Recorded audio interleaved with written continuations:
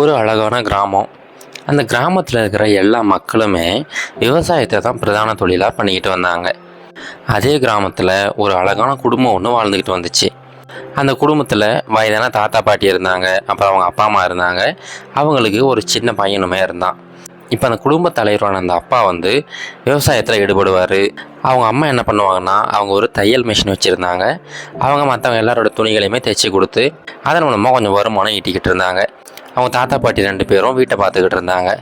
இப்போ அந்த கிராமத்தில் பார்த்தீங்கன்னா ஒரு சின்ன ஸ்கூல் தான் இருந்துச்சு. அதுவும் ஸ்கூல் பார்த்தீங்கன்னா வெறும் 2 ரூம் தான் இருக்கும். அந்த ரூமில் தான் எல்லா குழந்தைங்களும் உட்காந்து படிப்பாங்க.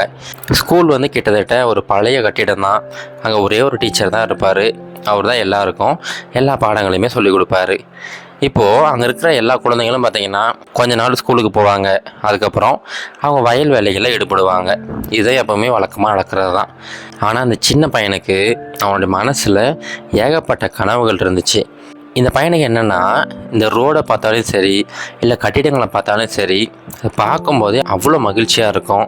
எங்கேயாவது புதுசாக ரோடு போடுறாங்க, இல்லை எங்கேயாவது புதுசாக கட்டிடங்கள் கட்டுறாங்க அப்படின்னா அவன் வேகமாக போயிட்டு என்னென்ன வேலைகள்லாம் ஈடுபடுறாங்க அப்படின்னு சொல்லி ரொம்ப கூர்ந்து கவனிச்சிக்கிட்டு இருப்பான். இவனுக்கு ஒரு மிகப்பெரிய சிவில் இன்ஜினியராக ஆகணும், நாமுமே மிகப்பெரிய கட்டிடங்கள்லாம் கட்டணும், கிராமங்கள்லேருந்து நகரத்துக்கு போக்குவரத்தை சீரமைக்கணும், நிறைய சாலைகள்லாம் அமைக்கணும் அப்படின்னு சொல்லிட்டு இந்த பையனோட கனவுகளை மற்றவங்ககிட்ட சொல்லும்போது எல்லாரும் சிரிக்க ஆரம்பிச்சிட்டாங்க. அவங்க நண்பர்கள் என்ன சொல்லுவாங்கன்னா, இங்கே பாருப்பா, நாம் இருக்கிறதே ஒரு சின்ன கிராமம், இங்கேருந்து யாரும் வெளியில் போய் படிக்கிறதே கிடையாது, யாருமே இங்கே முழுசாக ஸ்கூல் எஜுகேஷன் முடிக்கிறதே கிடையாது. அப்படி இருக்கும்போது உன்னால் இன்ஜினியர்லாம் ஆக முடியாது, பேசாமல் போய் உங்கள் அப்பாவுக்கு உதவி செய்ய அப்படின்னு சொல்லி ஒவ்வொருத்தரும் அவரை கிண்டல் பண்ணிக்கிட்டே இருந்தாங்க. ஆனால் இந்த பையன் விடாமுயற்சியாக படிச்சுக்கிட்டே இருந்தான்.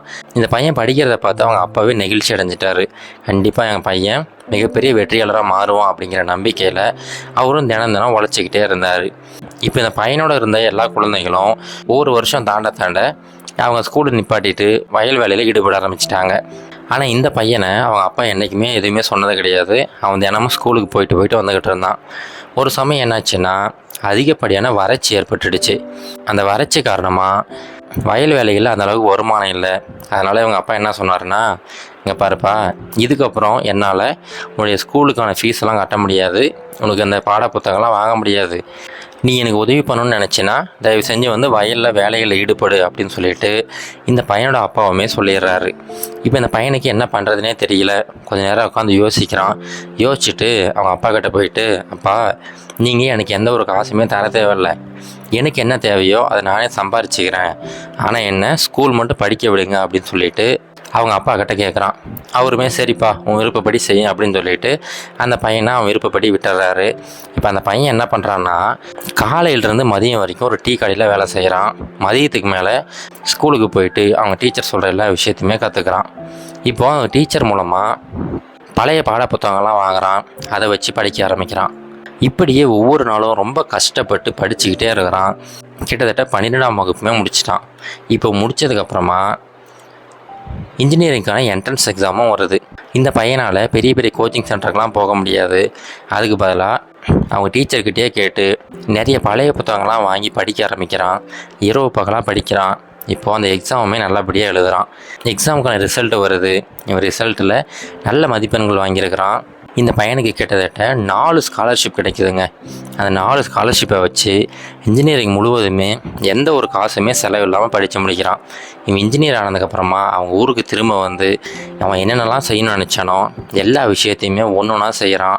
எல்லா கிராமங்களையுமே நகரத்தோடு கனெக்ட் பண்ணுறதுக்கு என்ன வழி அப்படின்னு சொல்லிட்டு அந்த சாலை அமைக்கிறதுல ஒரு மிகப்பெரிய எக்ஸ்பர்ட்டாகவே மாறிட்டான்.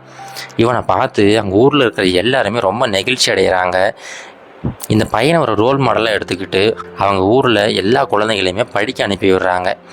ஏதாவது ஒரு பையன் படிக்கலை அப்படின்னு சொன்னான்னா அந்த பையன்கிட்ட இந்த இளைஞனை காட்டி, பாருப்பா, இந்த பையன் உன்ன மாதிரி தான் நம்ம ஊர்லேருந்து தான் படிக்க போனான், ஆனால் இப்போ பாரு எவ்வளோ பெரிய இன்ஜினியராக இருக்கான் அப்படின்னு சொல்லி இந்த பையனை அந்த ஊருக்கே ஒரு முன்னுதாரணமாக காட்ட ஆரம்பிச்சிட்டாங்க. இப்போது அந்த கதையில் வர்றது போல தாங்க, நம்ம வாழ்க்கையில் எத்தனையோ கஷ்டங்கள் வரும். எவ்வளவோ சமயங்களில் நம்ம வந்து ரொம்ப மனம் முடிஞ்சு போயிடுவோம். ஆனால் எந்த மாதிரி சூழ்நிலை வந்தாலும் சரி, நீங்கள் முடிஞ்ச வரைக்கும் பாசிட்டிவாக இருங்க. உங்களுக்கு தோன்ற எல்லாமே நேர்மறையாகவே இருக்கட்டும். ஏன்னா நீங்கள் எந்த அளவுக்கு ஒரு பாசிட்டிவான மனிதராக இருக்கீங்களோ உங்களை பொறுத்து கண்டிப்பாக நீங்கள் இருக்கிற அந்த சூழ்நிலையுமே பாசிட்டிவாக மாற ஆரம்பிக்கும்.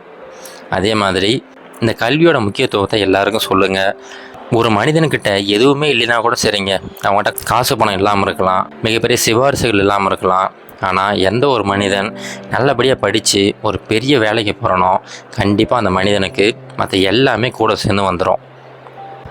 இது கரேஜ் டு ஆக்ட் மோட்டிவேஷன் கதைகள்.